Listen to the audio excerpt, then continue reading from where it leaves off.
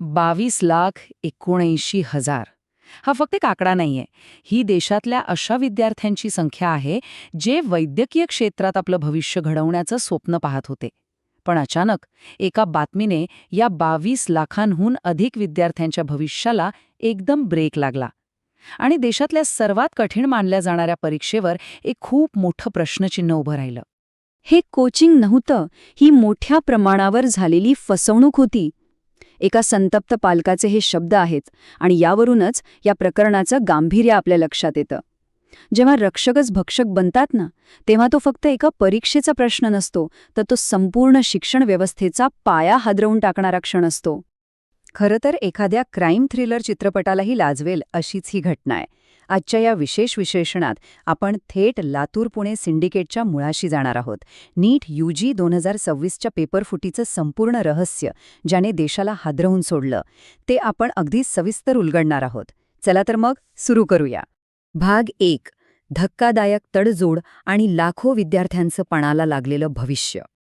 बघा, 3 मे 2026ला national testing agency म्हणजेच NTA ने असा दावा केला की देशभरात ही परीक्षा अगदी सुरळीत पार पडलीय.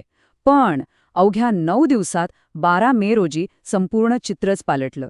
देशभरात पेपर फुटीचे एवढे भक्कम पुरावे समोर आले की NTA ला पूर्ण परीक्षाच रद्द करण्याची नामुष्की ओढवली.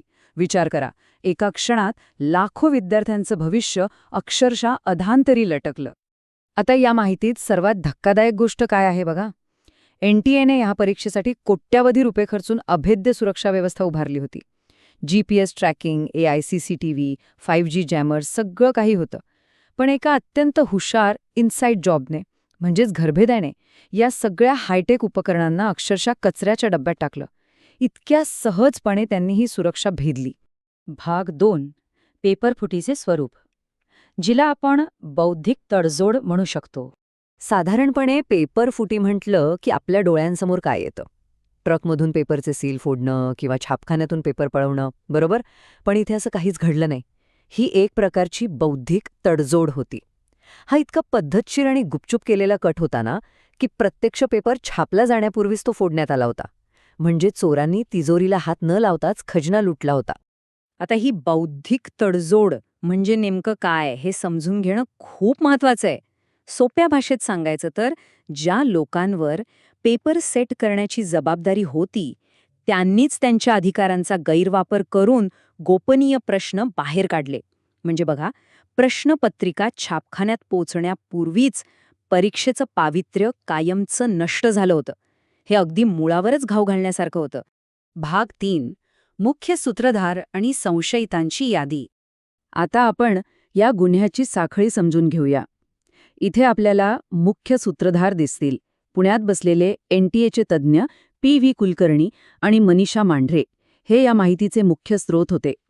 त्यांनी हा अत्यंत गोपनीय डेटा मिळवला आणि थेट लातूरमधील RCC या सुप्रसिद्ध कोचिंग क्लासचे संस्थापक शिवराज मोटेगावकर यांच्याकडे सोपवला. इथूनच मग या पेपरच्या वितरणाचा काळा बाजार सुरू झाला. या सिंडिकेटची पद्धत बघा किती भयानक होती. एप्रिलच्या शेवटच्या आठवड्यात कुलकर्णी आणि मांडेरे यांनी पुण्यात काही विद्यार्थ्यांसाठी विशेष कोचिंग क्लास आयोजित केले. तिथे त्यांनी थेट प्रश्न आणि त्यांची उत्तरे डिक्टेट केली. म्हणजे मुलांना ती स्वतःच्या वहीत लिहून घ्यायला लावली. या साध्या लोटेक पद्धतीमुळे कोणताही डिजिटल फुटप्रिंट किंवा NTA चा वॉटरमार्क असलेला कागद मागे राहिला नाही. तपास यंत्रणांना गुंगारा देण्याची ही खरंच एक अतिशय हुशार खेळी होती. 42 हा आकडा नीट लक्षात ठेवा. परीक्षेच्या अगदी आदल्या दिवशी लातूरमध्ये RCCने एक मॉक टेस्ट किंवा सराव परीक्षा घेतली. आणि जेव्हा मुख्य परीक्षेचा पेपर सर्वांसमोर आला तेव्हा अक्षरशः हादरायला झालं. कारण नीटच्या पेपरमधले केमिस्ट्रीचे 45 पैकी तब्बल 42 प्रश्न, होय 42 प्रश्न, एका शब्दाचाही बदल न होता त्या सराव परीक्षेत आधीच विचारले गेले होते. हा योगायोग नक्कीच नव्हता. भाग 4. वेगाने झालेला प्रसार किंवा गेस पेपर कसा व्हायरल झाला ते पाहूया. आता आपण पाहूया की हा एका मर्यादित भागात सुरू झालेला कट वणव्यासारखा देशभरात कसा पसरला. 410 प्रश्नांचा एक गेस्ट पेपर तयार झाला होता. सुरुवातीला केरळमधील एका वैद्यकीय विद्यार्थ्याकडून हा पेपर बाहेर आला. तिथून तो थेट राजस्थानमधील सीकर या कोचिंग हबमध्ये पोचला आणि त्यानंतर अत्यंत वेगाने हरियाणा आणि महाराष्ट्रात व्हॉट्सॲप आणि टेलिग्रामवरून तो पसरत गेला. राज्यांच्या सीमा या डिजिटल पेपरफुटीला अजिबात रोखू शकल्या नाहीत. या संपूर्ण गुन्ह्याचं अर्थकारण समजून घेणंही तितकंच धक्कादायक आहे. सुरुवातीला परीक्षेच्या काही दिवस आधी या पेपरची किंमत होती तब्बल 5 लाख रुपये. पण जसजशी परीक्षेची वेळ जवळ येऊ लागली आणि पेपरचा प्रसार वाढला तशी आदल्या रात्रीपर्यंत ही किंमत घसरून थेट 30,000वर आली. म्हणजे काळ्या बाजाराचा तोच मागणी आणि पुरवठ्याचा नियम इथेही तंतोतंत लागू झाला होता. सीबीआयने जेव्हा तपास केला तेव्हा जप्त केलेल्या मोबाईल फोन्सवर एक व्हॉट्सअप टॅग वारंवार दिसला, फॉरवर्डेड मेनी टाइम्स.